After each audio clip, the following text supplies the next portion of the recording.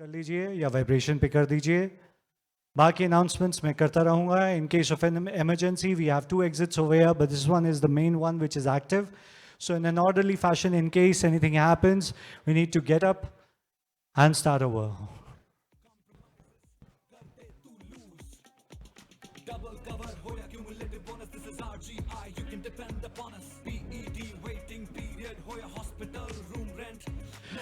Right, ladies and gentlemen, can we have a round of applause for our chief guest? Zordar Talia for Ms. Nirmala Sitharaman ji, Minister of Finance and Corporate Affairs, Government of India. Welcome, ma'am.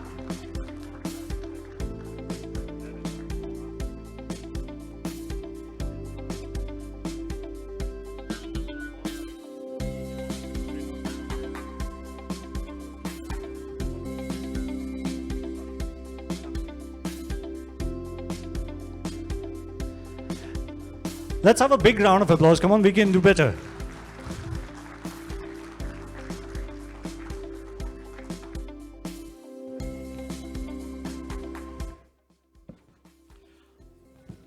A humble request for all to please be seated.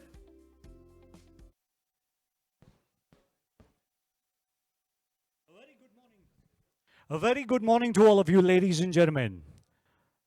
Mind Institute is now ready to reintroduce its thought leadership offerings in physical mode after 3 long years. Here we have the 2022 edition of Mind Summit. This year's title is Post-Pandemic Repurposing India. But first and foremost, let's have a glimpse at the journey of Mind Summit over these years.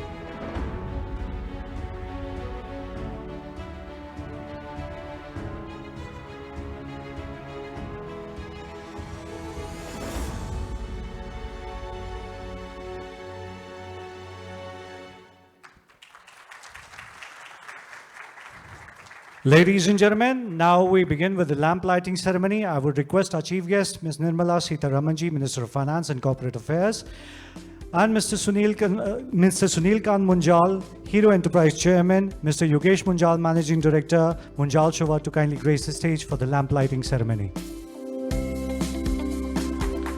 Can we have a round of applause?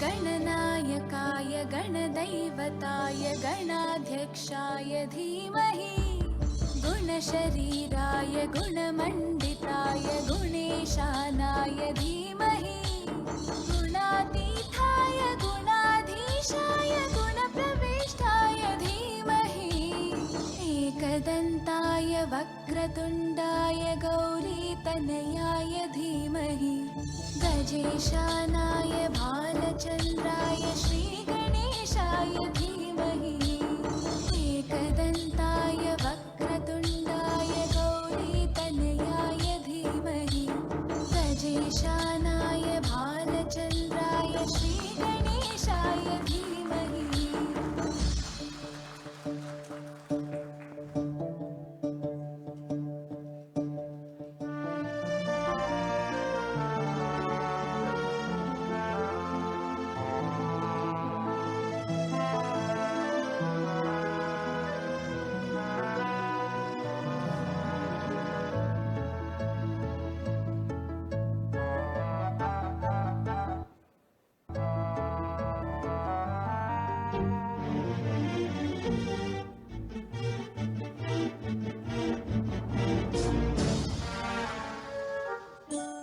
गानचतुराय गानप्राणाय गानान्तरात्मने गानोत्सुकाय गानमत्ताय गानोत्सुकमनसे गुरुपूजिताय गुरुदैवताय गुरुकुलस्थायिने गुरुविक्रमाय गुह्यप्रवराय गुरवे गुणगुरवे गुरुदैत्यकलक्षेत्रे गुरुधर्मसताराध्याय गुरुपुत्रपरित्रात्रे Once again, can we have a huge round of applause as we start the Mind Summit 2022. Yogesh sir, thank you. You may please be seated.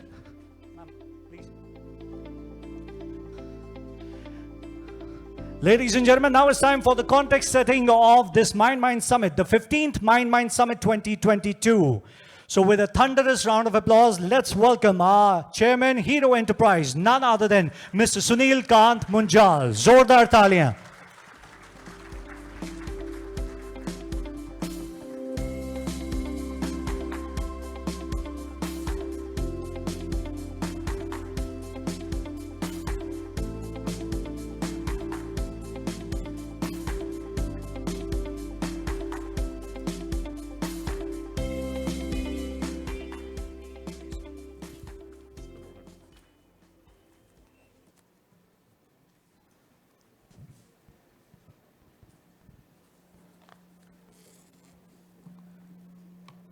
Good morning, all, and welcome to the 15th Mind Summit.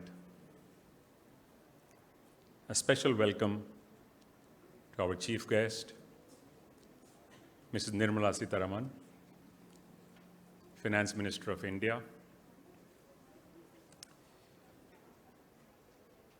The summit has come back in physical form after the big break that we all took due to the pandemic. The pandemic taught us many things. It has made us rethink our priorities. Many people have chosen to change their professions, their path in life, where they spend their time. It truly has been a time for introspection, a time for redefining ourselves as individuals, families, organizations, and also nations. We saw the worst of humanity, and we also saw the best of humanity in this period. People helped strangers that they didn't know. They stopped people on the streets and gave them food. Our systems were completely overloaded, whether it was the healthcare system or it was a system of just managing data and statistics. The system, our system of India, after a slow start and a lot of criticism from overseas, it swung into action in a wonderful manner. And I think the world both realized and now appreciates what was done, both in terms of reaching out to people at large, supporting the world with their needs of medication and healthcare systems, and within the country. You, Madam Finance Minister, stood tall and helped the entire system weather the storm like the one none of us had ever seen. In living memory of the current generations in the world, there was no such event. This was being compared with the World War and such cataclysmic events right through history. This platform of the Mind Summit is an annual window that the Mind Institute shows to the world. It does some thought papers. It looks at ideas, and the focus is on India, Indians, Indian economy, and India's global relations. So really, a comprehensive 360-degree review for us Indians. And in that respect, we also look at our connect with the world, because that is part of India too. An India that wants to stand up and be counted. An India which is increasingly now invited to the top table in the world. An India which has a growing economy. An India which still faces challenges. We still have millions of people living in abject poverty, even though we have moved millions and millions out of poverty, but that continues to be our single biggest challenge as a nation. This year, we chose a theme, as you saw from the film. The themes every year are relevant to what's going on then and where we are headed as a nation and as a people.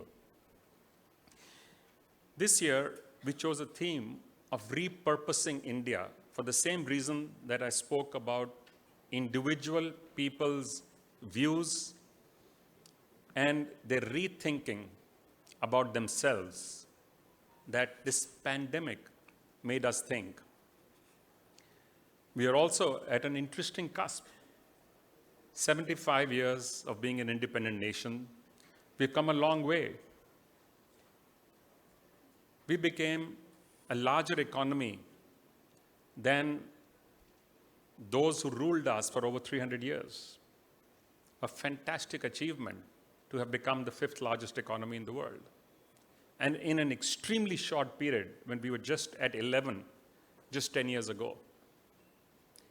I think this is truly credit to all Indians and certainly to India's leadership. It needs, therefore, for us to think, where are we going now? We have another 25 years to get to be 100 years old as an independent nation. We may be a young nation, but we are an old civilization. We are not a country. We are not even a continent. We are a civilization. In the way we think, in the way we behave, in the way we interact. In fact, very often, we ourselves do not understand why we behave the way we do, because I think it is genetic. It is coming from millennia of a nation that led the world in intellect, in capabilities, in science, in investigating new ideas, in innovation, in education, in just so many fields. India had led the world. We were the first country in the world to start liberal education. We were also the first country in the world where men and women studied together. We were also a country where we had students from over 30 countries studying here in India. Clearly, over the last 300 odd years, we have slipped. But which is why this is an interesting challenge in front of us, to see how we can lean back on India's strengths, learn from our past, but use it for our future, understanding fully well that technology, new process, and new ideas are going to play a big role in how the world evolves and develops, and therefore, so will they in India. This summit focuses on all aspects of this development. It has often been said that no nation state can be successful if only half of the energy is being used. The Prime Minister himself, only recently on 15th August, talked about bringing the energy of the female half of the population of the nation to fore. It is the much smarter half of the population. It is about time that we start to focus on how they can play their rightful role. It is also important that all aspects, all parts of the nation start to develop. So in the many sessions that we have today, we will focus on a variety of things like technology, innovation, startups, the economy, the financial markets, what is going on in terms of healthcare, where are we in the area of entertainment, sports. So it is a pretty comprehensive set of sessions, and they're not all based on economy. We do have some which focus on authors, writers, lyricists, filmmakers, because that too is an important part of our lives. With this, I want to thank you for coming here again. You have been to this summit earlier, as we saw in the film, and you have led India in an area and in a time where turbulence was the norm, where it was not just now and then. You have stood tall. Maya Angelou, the lyricist and the memoir writer, once famously said, "Develop enough courage so that you can stand up for yourselves and then stand up for somebody else." You have done that and more.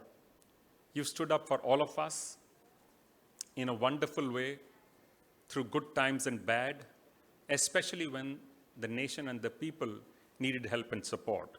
You have developed tremendously as a leader over the years, played different roles until you came to this one, which leads the finances of the nation, which allows us to do more or less, whether it's social service or it's development of healthcare, education, technology.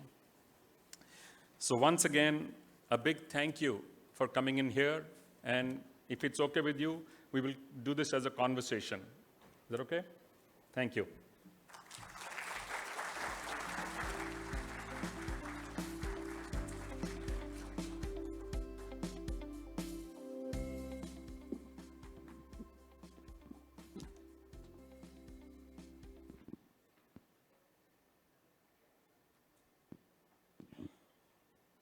India's remarkable resilience through the pandemic, saw an amazing piece of work by all sections of society. Many of us in industry pushed you hard to loosen the purse strings, make more liquid cash available to the system. You did what you did it cautiously, carefully, and were criticized by the world. Now, interestingly, the entire world is saying, look at what India did. They were smarter than most others. What drove you at that time to continue to do what you did, but continually cautious? Why did you not open the purse strings as much as many other countries did? What was it that held you back, which now looks like it was the smartest possible thing to have done? Thank you very much for all the kind words being said here and also out there. Let me start by saying the credit goes to the people of India, people belonging to all levels of income, and the leadership of the Prime Minister, which together gave us the guidance, but also the tenacity, endurance, but also the spirit to fight, all of which I think has resulted in getting India where it is today. And in this, the question that you asked as to what held you back and what made you remain where you are in taking the call, the way we've taken, rather than the way loosening the purse and throwing money as though that will give the solution. I think the question is for them to say as to why they thought that was the blanket solution. Because logic or reasoning will tell you that once you are consulting different sections and they have voiced their concern, each differing from the other, or slightly at least differing from another, the solution had to be given to each according to the way they would want. And therefore, we thought if the consultations are ongoing and if consultations are coming up with concrete suggestions, each to his comfort, each section to their comfort, we thought that's the best way. So it is one thing to listen to advice of, let's say, very respected economists. I have no criticism to offer to them. They had their viewpoint from the point of view of the theory as they teach. But ultimately, I think each country had its own way of solving its problems. We've come out well, and thanks to the credit of the people and their literally the confidence that you talk about, Maria Angelo. They acquired the confidence. They thought it was for them to fight through, and the government did stand by them. So let me take the point I made a little bit earlier. India's economy getting to where it is now, being the 5th largest economy. Which are now going to be the big focus areas for you to move India from being the 5th largest economy further up the ladder, maybe to the 3rd?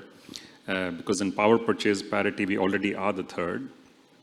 Clearly, we're headed for growth, bigger growth than most others at this moment, and that is quite clear.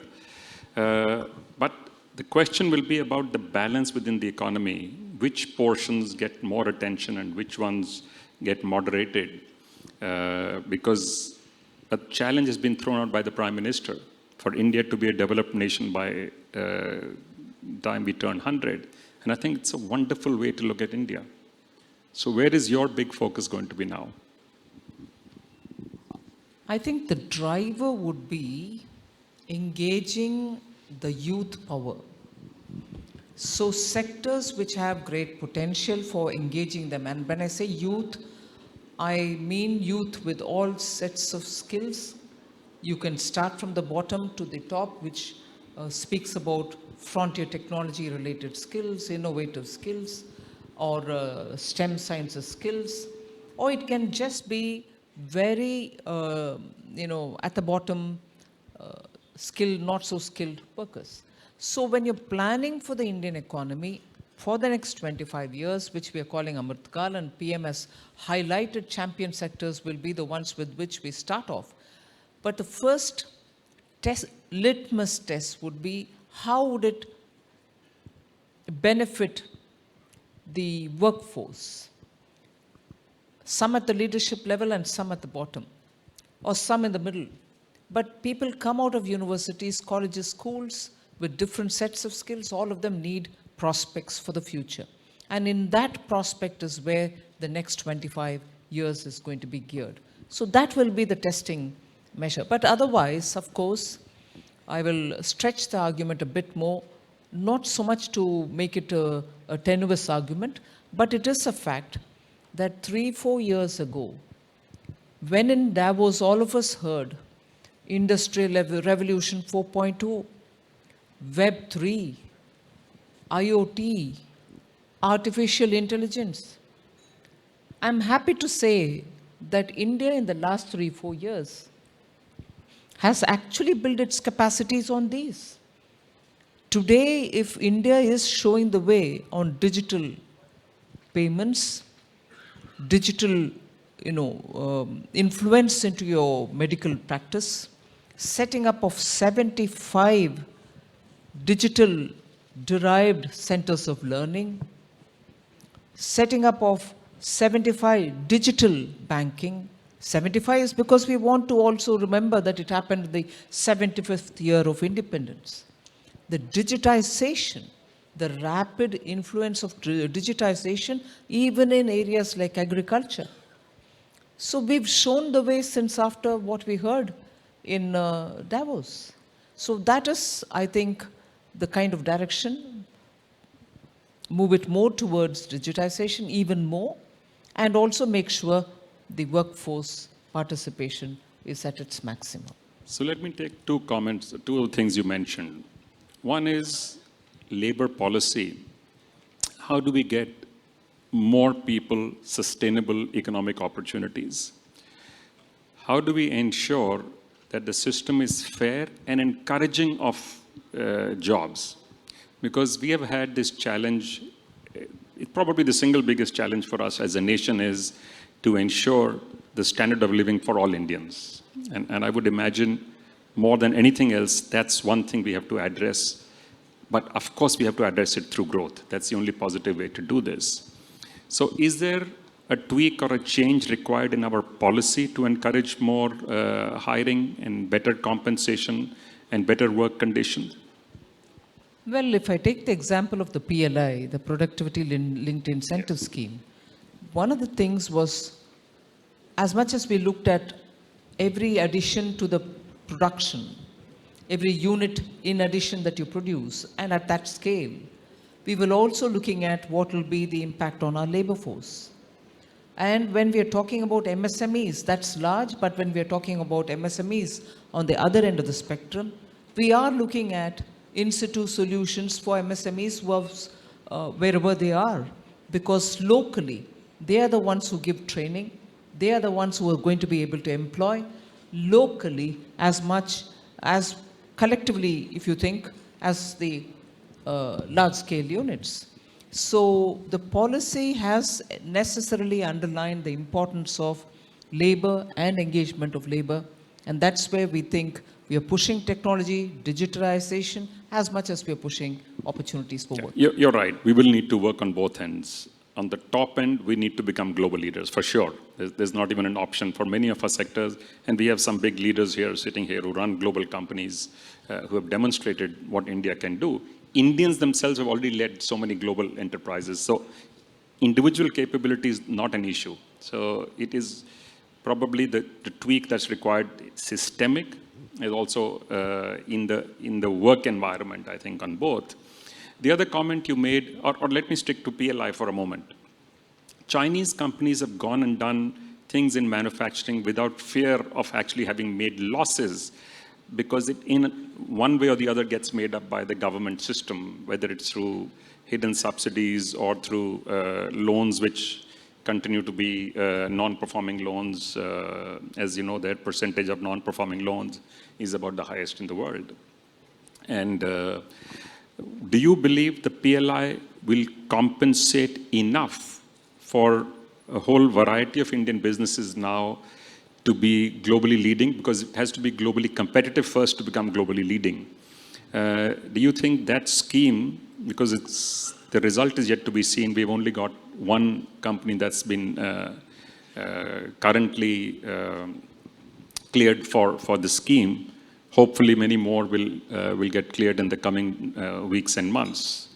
Is that enough, or is there other things we need to do to remove some of this fear people had of getting into manufacturing over the last decade or so? We saw a little bit of a climb, then we saw a bit of a decline, as you know. Now, and it is necessary. Of course, service is wonderful, but we cannot only be a services nation. We have to have a good spirit of agriculture, services, and manufacturing. You're right in saying we'll have to see how it goes on the PLI because only one has come and so on. But equally, I'm hearing a lot more companies who are moving out of China wanting to come because they find the policies a lot more attractive, not just the PLI, but overall the ecosystem is now far more facilitative of such companies coming out to locate themselves in India. If that is one of the things. The second, I think, no policy can be the end to itself. It's not as if we've given a solution and that's the end of the story. It keeps evolving as we go on. So that applies even to those industries which are coming into the sunrise sector for which we've given the policy support through an incentive. But if it's not sort of impertinent to say this now, I equally would want to know from the Indian industry, what is it that they are hesitant about even further?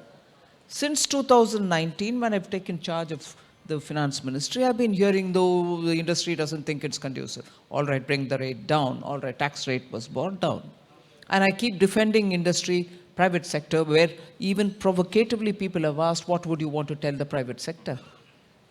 We will do everything to get industry coming and investing here. Give PLI, we've given PLI. I want to hear from the Indian Inc. What's stopping you?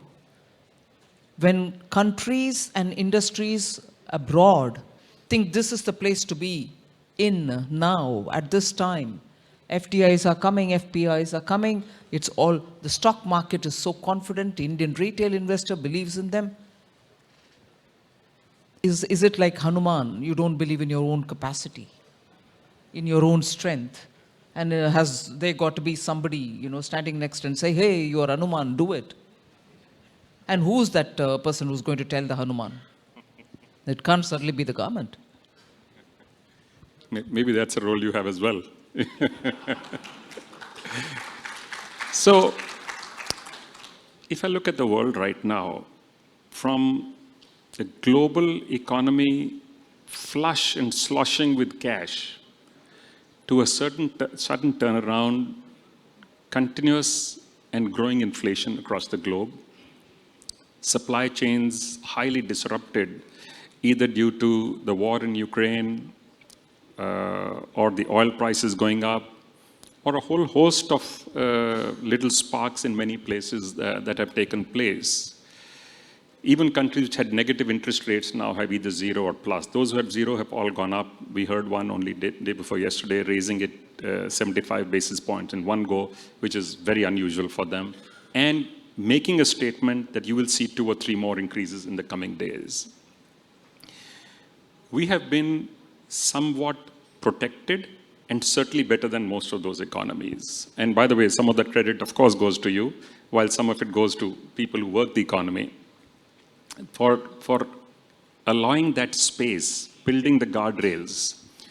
At the point we are, how do you see the growth taking place? What do you think is the possibility right now for allowing India to take advantage of a difficult global situation?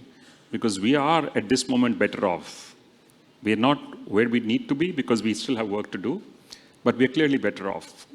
So is there some plan that you have or guidance for this system and put out an expectation from the industry and the players of the economy as to what can we hope to see in India in the next 6 months to a year? I'm going to take off at a point which probably wouldn't be the expected answer. Okay. I'm glad that the PM is talking about the kartavya bhav. You know, sabka saath, sabka vikas, sabka vishwas, but sabka prayas. I think all of us will have to start doing what we can best do. Of course, infusing in it a certain seva bhav. We are doing it for the country. But of course, I learn my profit. I'll have my own income. All that is fine. But time has come that each one do a bit. Who, after all, started the startup movement? It was the young boys and girls. Haven't they come out saying, we'll be here, we'll show what we can, and then, of course, started saying, wouldn't it be better for you all to give us some support? So, if they could prove it, even despite the pandemic, within 2-3 years, since 2015, PM's support has been upfront for the startups. So I think it's time now to show a prowess, each one of us for ourselves. And that itself will give the creative momentum. Again, sorry for being referring to stories or mythology or Indian epics. But that's us, so please I do. was It is very much- glad to hear you talk of it. Ours as a civilization. It's been in us for a millennia. Haven't we heard of the story of the several birds, all of them on the floor, being deceived by a hunter by throwing a net on it? Each bird tried to get out of it but couldn't. But how did they all get out? By collectively flying on the spot in such a way the momentum was acquired and they lifted off with the net on them. Isn't that a story that all of us will have to look at? Each one may feel powerless, but together, if the will, Jana Manas, if all our Manas says, look, this country has to be somewhere else, but not here, this country includes us. So I would think it's the time to get unfettered in the areas that we are and lift like that flock of birds. Hunter be damned, I'm taking your net and all and I'm flying off. That's the time for India today now. And which place a better place than Mind Summit to talk about it? Absolutely. So therefore, do you think it's time for India to start talking capital convertibility? At one point, and interestingly, the Reserve Bank governor made a statement. I don't remember if it was in a private conversation or a public statement. I think it's not an event. He said it's a journey. So are we expecting or hoping to see some steps, because that is part of our internationalization as well? On the one hand, lowering some of the import duties, that might help with some of the inflation. And on the other hand, looking at 1 or 2 more steps towards capital account convertibility. Are we ready for that? See, I'm sure you observe government on the Reserve Bank and the various steps that they're taking over the period, and also infer for yourself as to where this is going. What is this attempt now in having rupee trade? It's not the ruble rupee which was of the old format. Now this formulation, which I'm glad the RBI has come up at a time which was so critical, we are seeing interest coming from so many different countries, all of which think, yes, it's possible to trade in, say, rupee, and those are significant points of transactions, and in a way is opening the Indian economy a lot more than what it can imagine to be. So if that is one milestone, may not be that milestone which you would have predicted in the old pre-pandemic India. Now, post-pandemic India is coming up with so many out-of-the-box solutions. Although there are still some who would only, pick up on the old example and say, would you do this? Would you do that? Would you? No. The solutions are also new solutions. And as a result, I would like to highlight the fact that we are lots more open with the Indian economy. lots more open in the way we are talking to countries. We are willing to have our digital platforms become interoperable between countries to enable cross-border transactions. So there are several tools which didn't exist earlier, through which Indian economy is getting opened up. So I want to have these beads which are getting into the string in your conversation. And that's actually making India a lot more surprise the world, but be there with them. So those are worth studying. Absolutely. So tax to GDP ratio is up, GST collections are up, revenues overall are up. So lots and lots of good news on that front. These numbers, however, are of averages or of macro numbers. On the micro, however, we still have challenges. And unfortunately, those challenges at this moment exist mostly in small industry or highly labor-oriented activities. And those are the ones which continues to suffer in some sense, still not recovered since the start of the COVID. And that, I think, is something that deserves some kind of attention. And again, I'm not only talking on a subsidy basis, but a supportive system to get them on track for growth. Because there is growth in India at this moment. We are uniquely positioned. If you look objectively around the globe, we are one of the very few large countries which can see 25 or 30 years of secular growth ahead of us. Of course, we'll see some ups and downs, but it seems reasonably clear that we will have a growth path. We put in all the building blocks in the last 10 or 15 years or 20 years in India. And we are now putting in the additional riders which will help accelerate this growth. Do you see us going back to the 10+% growth in the coming years? Well, it's very difficult for me to predict on specific numbers. But people who are in the job of predicting future, particularly those in business, like for instance the recent Morgan Stanley report, has unhesitatingly said 7 being the average, India will consistently grow at that kind of a number. So those are words coming from people who are normally critical and critically appraise economies. But one point on which I'll go back is what are the kind of ways in which we can support small industries and so on. Even as I do that, and I would seek your indulgence because I'm picking up on issues which are not otherwise meant to be picked up, but mine. So I'm also mining my thoughts and coming out. Now, support to the MSMEs. And I know I'm treading in a dangerous landmine-riddled area. Support to the MSMEs is not just what government can give. It is certainly largely dependent on that. But I'll take an example where all of you all can equally help. Look, we created from the government the TREADS platform. We wanted payments to go to the MSMEs in due time and not be delayed. And there was a time when, there was a figure floating around in the public saying it's probably to the extent of 10 lakh crores. Indicating probably all the 10 lakh is due from the government. I spent a lot of time going through it. Yes, of course, government, some state government, some public sector undertaking under the center, and some public sector undertaking under the states. But I was surprised to find a considerable due payment, pending payments were also from the big industries. Now, is this just a data that I've taken out from nowhere?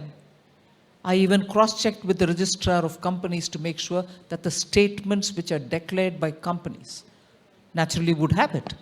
I picked it up to see. They were declared dues by large companies. Now I can push my PSCs, I can request states, I can make sure departments pay up, I can only appeal to the industry. For all the tears that we shed for the MSMEs, my tears, your tears, can we limit the time by which the MSME will get its due? Good enough that you're putting it in your annual statement every year, but when are you marking the time to give them? I think all of us will have to do our bit and equally pull up the other for doing their bit towards the causes on which we are very, very stuck up. So I can tell you, we've had some conversations in CII and tried to get this message out to companies that all of us have an equal responsibility, exactly as the point you're making. We've done one more thing for startups.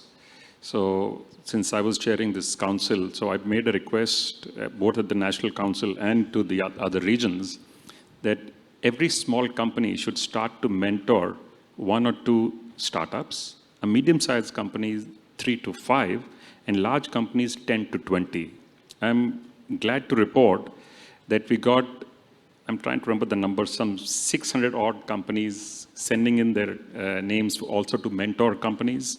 And we got an equal number of startups who were interested. So we've connected them, and we are continuing this as an ongoing basis now, including running classes for the mentors as to how to be a good mentor. Because just having knowledge is not enough. How do you transmit that knowledge in a suitable fashion is equally important. So we are, in a sense, attempting to do this, but clearly there is more work to be done. That is for sure. Incidentally, on all of the subjects that you mentioned, on education, on getting students job ready or to become entrepreneurs, on technology, on healthcare, we have individual sessions on all of these between today and tomorrow at the summit. I'd like to see the output of each of these conversations. We'll certainly get them across to you.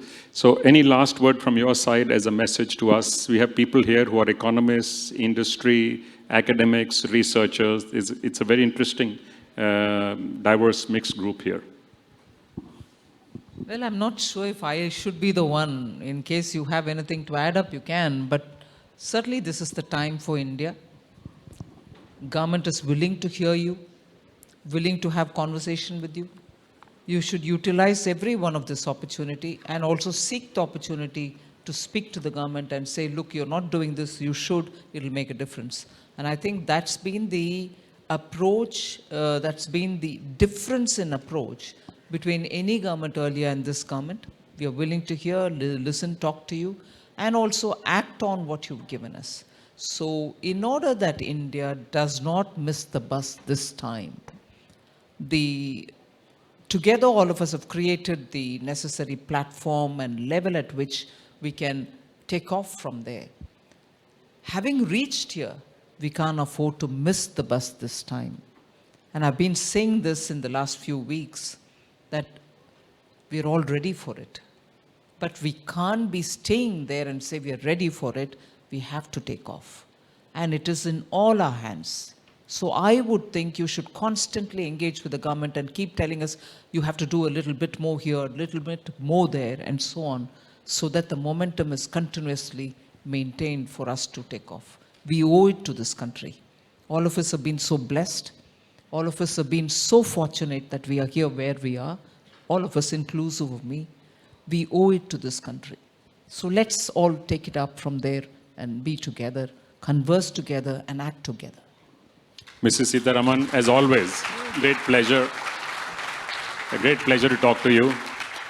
You have this unique ability to focus on the little things and also bring out the big picture. Thank you very much. Thank you, ma'am. Can we have a big round of applause? And just to mark this occasion, we have a small memento from our side, a token of gratitude for gracing us with your presence. Thank you, ma'am.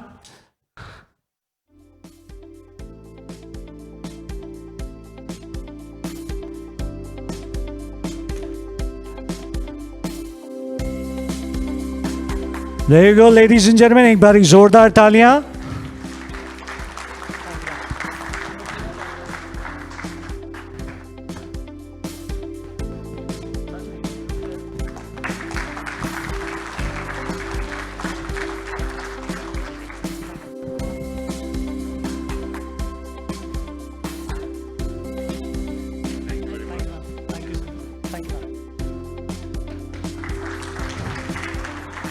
Thank you, ma'am, and thank you, sir. Ladies and gentlemen, we are just taking 5 to 10 seconds, and we are up for the next session, and that too is very informative. Pearls of wisdom will be very much bestowed upon each of us. So, a very special session that is about to start. So, a humble request for all to please be seated now.